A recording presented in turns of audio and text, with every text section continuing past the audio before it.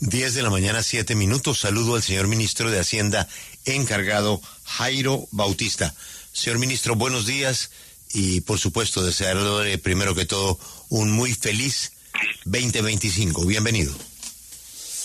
Bueno, muy buen día, Julio. Muchas gracias por tu llamada, por este espacio y un saludo muy fraterno al equipo de la W Radio y a todos los colombianos y colombianas para que el 2025 sea de mucha prosperidad. Don Jairo, el jefe de planeación habla de una tributaria 3.0. ¿Usted nos puede explicar de qué está hablando el señor jefe de planeación? Y pues en realidad lo que nosotros estamos buscando, Julio, es presentarle al país una propuesta de reforma tributaria de muy corto plazo que nos ayude a recaudar unos recursos que todavía no tenemos muy bien calibrados, por eso no me atrevería a dar una cifra, con el objeto de poder paliar el desbalance presupuestal que se nos presentó debido a la no aprobación de la Ley de Financiamiento por parte del Congreso de la República.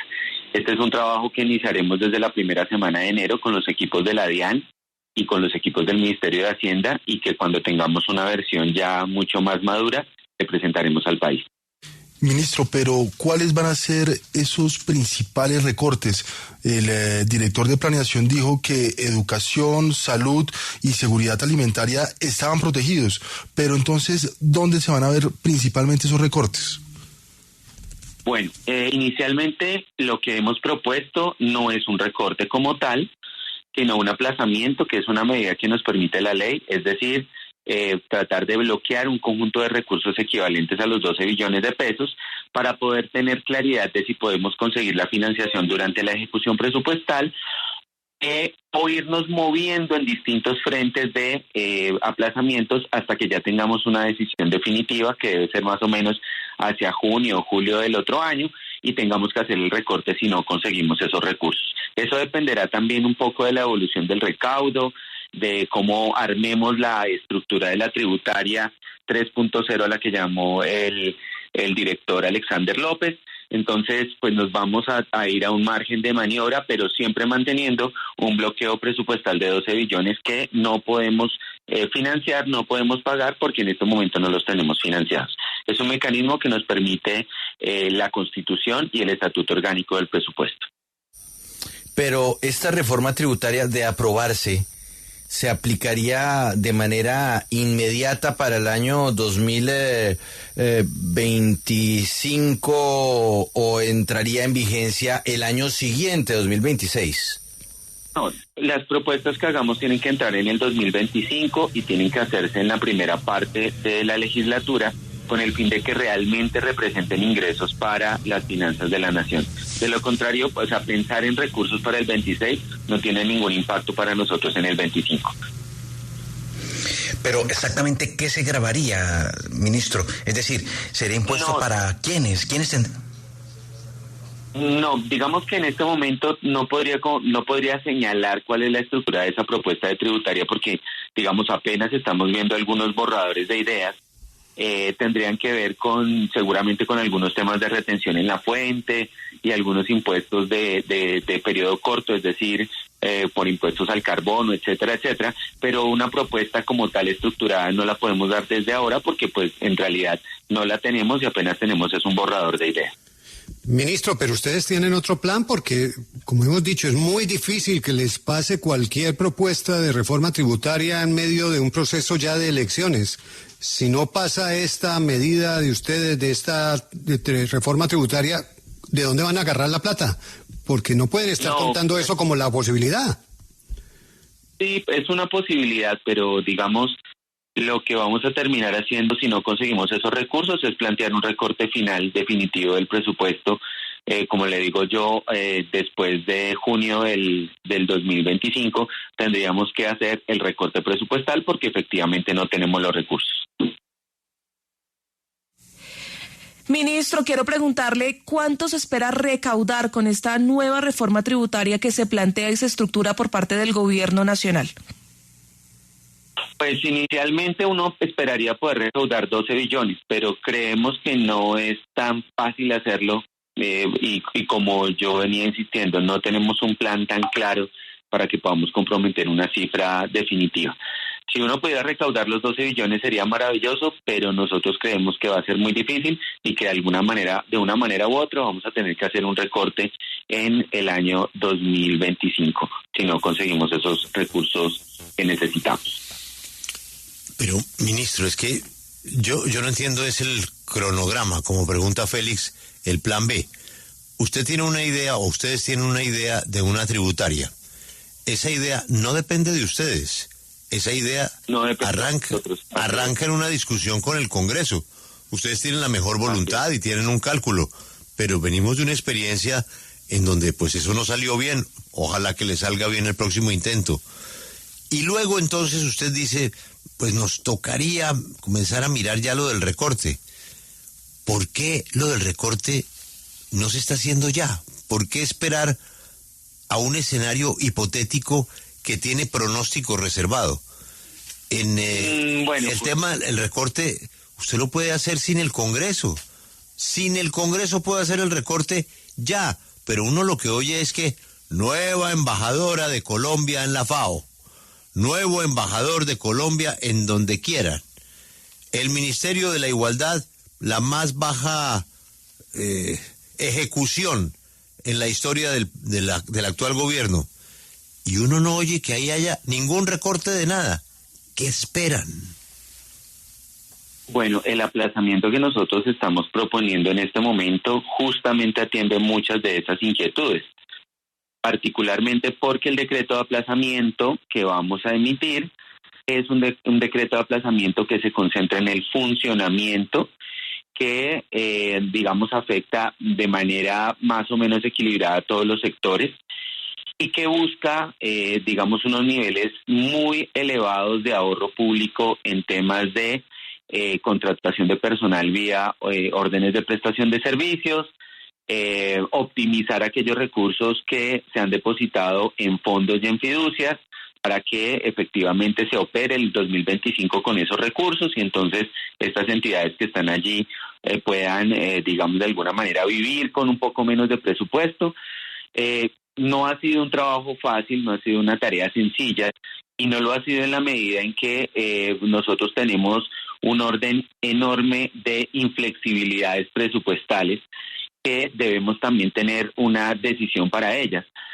Cuando hablo de inflexibilidades son mandatos que estabilizan y estacionan el presupuesto y que nos inducen ineficiencias. Por ejemplo, nosotros tenemos una serie de recursos mal utilizados en una serie de proyectos que no están avanzando en este momento y que sin embargo reclaman recursos presupuestales. Hay obras que están paralizadas por distintas razones y que necesitamos hacer una reprogramación de esos recursos en el tiempo.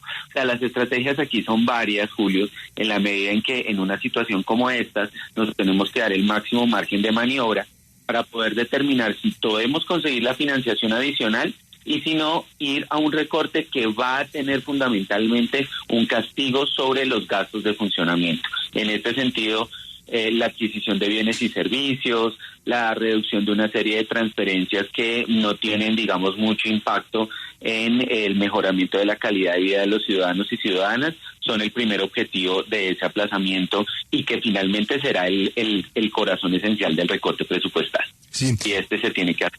Ministro, en esos aplazamientos de presupuesto se anunció en su momento desde el Gobierno Nacional que también se incluiría lo que se refiere a los pagos o al financiamiento de la línea 1 del metro de la ciudad. ¿En esos presupuestos aplazados va a estar ese dinero? Todavía no tenemos una versión definitiva de ese aplazamiento y pues no tenemos calibrado si se podría hacer o no y pues ya estamos trabajando hoy arduamente con el equipo tanto de presupuesto como de el equipo de la Dirección de Crédito Público para ver las posibilidades que tenemos respecto a ello. Ministro, ¿usted qué tan amigo es de las amnistías para tanto y tanto deudor de la DIAN?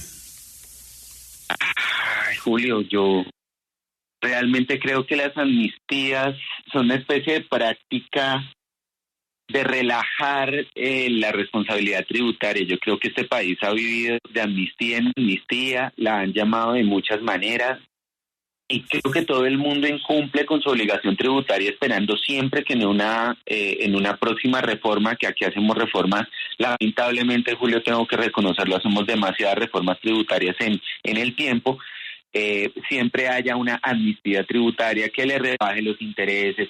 Si usted me lo pregunta a mí en términos, digamos, de mi posición, yo creería que las amnistías son digamos, un mecanismo que no genera ni cultura tributaria ni responsabilidad del contribuyente, y lo que hacemos es de alguna manera impulsar a los contribuyentes para que jueguen contra el Estado, incumplan sus obligaciones, esperando siempre un alivio o un perdón, digamos, de sus deudas por parte del gobierno. Yo en ese sentido creo que las amnistías son totalmente inconvenientes y que, pues digamos, el sistema tributario no debería contemplarlas sino en casos excepcionales y por condiciones sectoriales muy específicas. Pero creo que esa es una discusión que tenemos que dar en el equipo de gobierno si digamos, alguna de estas medidas se fuera a proponer. Entonces ya creo que es con el director Jairo Villabona con quien haremos una discusión mucho más certera del tema.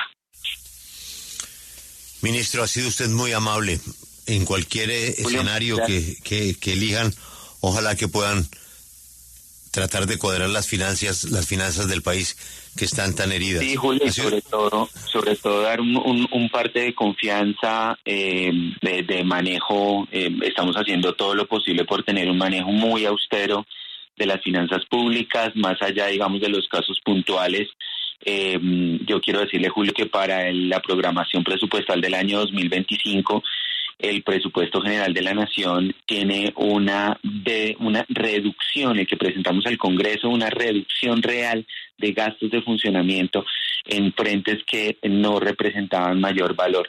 Sin embargo, hay que seguir haciendo la tarea. Estamos buscando optimizar la labor presupuestal y pues sobre todo, Julio, ser muy transparentes en la forma de la gestión que hacemos en el Ministerio de Hacienda. Y pues estas entrevistas a medios son parte de esa estrategia.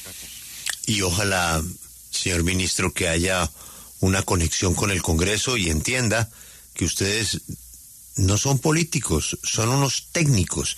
Mire, ministro Jairo, a mí me gustaría despedirme de usted preguntándole por su trayectoria, su experiencia académica y laboral. Cuéntenos un poco quién es usted, ministro. Bueno, Julio, yo me gradué de la Universidad Nacional de Colombia como contador público y tengo estudios de magíster en Administración Pública en la ESAP. Lamentablemente no he podido terminar el doctorado, ha sido uno de los proyectos que me ha generado un poco más de frustración porque las labores cotidianas del trabajo y la familia no te permiten terminar. Un doctorado que estoy realizando todavía en modelación de política pública. Vengo trabajando en muchos años en el tema del sector público, en temas de presupuesto y planeación. Desde el año pasado estoy trabajando con el Ministerio de Hacienda y Crédito Público, primero como subdirector y luego como director de presupuesto, y por estos días en que el ministro Guevara está en su periodo de vacaciones, asumo el cargo del Ministerio de Hacienda y Crédito Público y también con una hoja de vida en la academia bastante larga, Julio. Yo empecé siendo profesor, mi primer trabajo formal fue el de ser docente en la Universidad Nacional de Colombia, entonces son muchos años ya de recorrido y de análisis de temas presupuestales que han sido como el principal fuerte de trabajo de mi experiencia académica y profesional. Profesor, futuro doctor, ministro de Hacienda, muchas gracias por su tiempo. Muchas gracias. Ojalá no. Por el futuro doctor, ojalá 2020. Claro, esa la sacamos este año. Usted no se preocupe. Bueno, listo. Invitadísimo al grado. Claro que sí, allá estaremos. Ministro, muchas gracias. Muchas gracias. Y un feliz año, muy amable. Feliz año para ustedes, gracias.